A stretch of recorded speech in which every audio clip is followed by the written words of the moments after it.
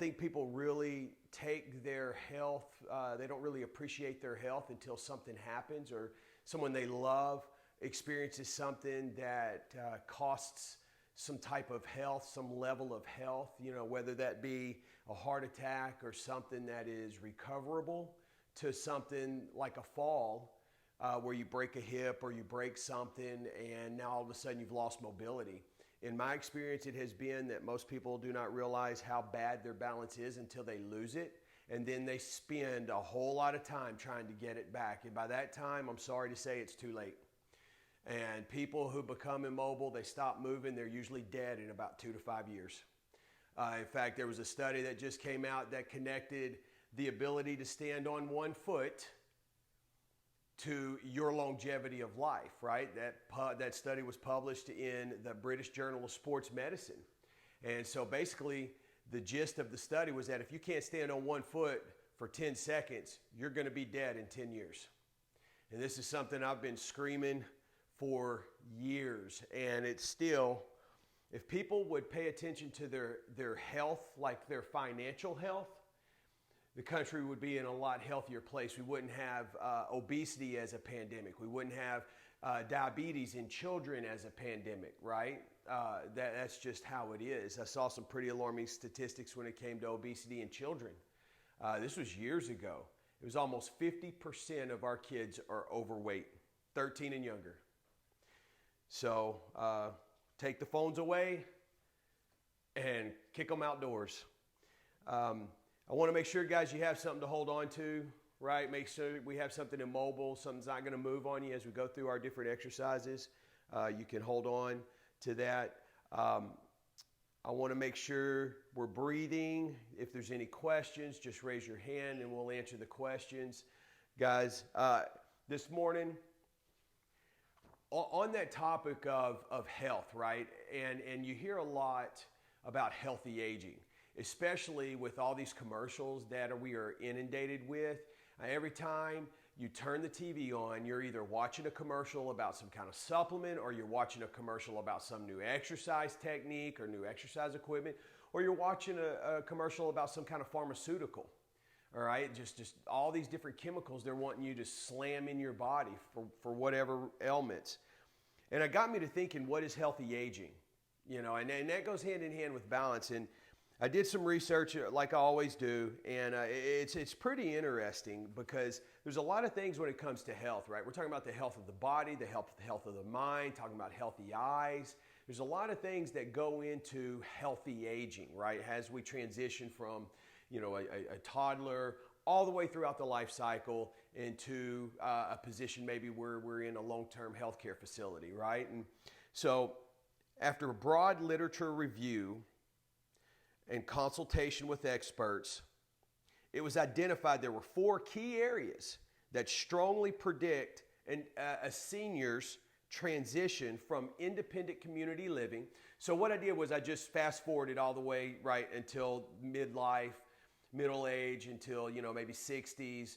And so what this is talking about is when you're around 50, 60, how are you going to transition from independent living into long-term health care? What happens in that transition? How do we get there, right? Well, we know we deteriorate as we age. It's not an argument there. But there are some other things that occur that can speed that transition up. So what happens when we go from independent community living to long-term health? There was an evidence-based analysis. That just means that people studied these different research papers.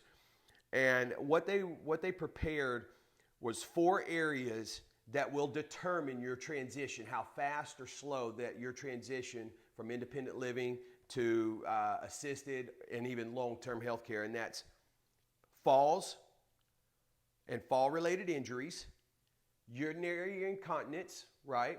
And that's something that we don't talk about a lot as we age, the ability to go to the bathroom, dementia, and social isolation. And all of those, with the exception of maybe urinary incontinence, play a role in our balance. Went on to study, estimates of fall rates vary widely based on location, based on age, living arrangements. But it's estimated each year 30% of those in the community age 65 and older, and 50% of those 85 and older will fall, right? Those are statistics we've covered a lot. Of those individuals, 12 to 42% will have a fall-related injury. An analysis and studies identified falls and fall-related injuries as a strong predictor of admissions to a long-term care facility, right? And it's been shown that the risk of long-term care facilities, the admission is over 5 times higher in seniors who experience 2 or more falls without an injury. So this is falling and not even hurting yourself. You're falling and not even hurting yourself. You're 5 times more likely to end up in a long-term healthcare facility, not independent living or assisted healthcare. You went right past that, right? It's pretty significant. So, you know, there was more research that was done, and there were 11 different interventions, 11 different studies that you can do, right? There's interventions or things that you can do to prevent this, right? Well, lo and behold, wouldn't you know, huh? Who could have figured this out?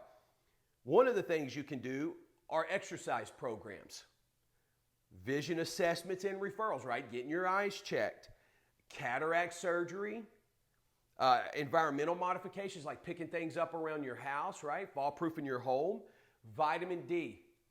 Vitamin D supplementation is listed here, right? As a way to prevent yourself from having these falls and fall-related injuries. So they go on to talk about medication withdrawals. Maybe you're getting off certain type of medications and different type of walking devices and things like that. So that was some pretty heavy stuff. You know, I think the results are in. It's pretty clear. Exercise will keep you healthy. I just posted a video up on my website for our instructors that talks about, it was a TED Talk, that talks about all the great benefits that exercise has on your brain and all the cells that start to accumulate and how it staves off dementia and Alzheimer's. And it blows me away how people are just passive about their health. Now, when it comes to spending $1, hang on a second. We're going to check that. We're going to double check that. We're going to triple check that, right? Unless maybe it's grandkids. But if we paid attention as much as we do to our finances, as our health, then maybe we wouldn't be looking at statistics like this when it came to independent living and long-term health care, all right? So how much exercise do you have to do a week? It's really not a lot. It's about 1% of your time, which comes out to be about 30 minutes every other day. So 4 days a week, if you do 30 minutes of exercise, this is the type of exercise that will impact your brain. And what kind of exercise? Well, there's resistance training, there's cardiovascular training. I would encourage you to use a combination of both, all right? Go for a walk for 30 minutes, right? Find a point and walk to it. See how long that takes you. Take your watch, set it for 15 minutes. When the timer goes off, turn around, walk back, right? These are little things you can do, right? Right now, today, what we're going to do in class is a little bit of cardiovascular, right? Because we're going to get you breathing a little bit. But it's also going to be some load-bearing exercises, which would be considered strength training, okay? So let's get to work.